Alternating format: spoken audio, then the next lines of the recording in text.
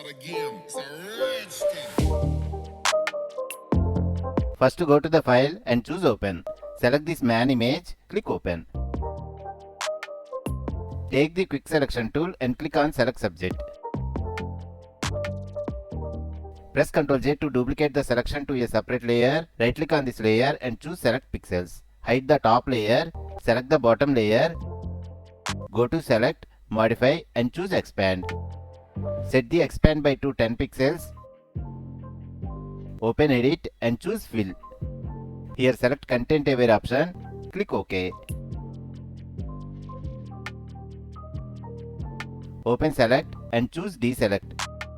Expose the top layer. Take the text tool, follow the text settings.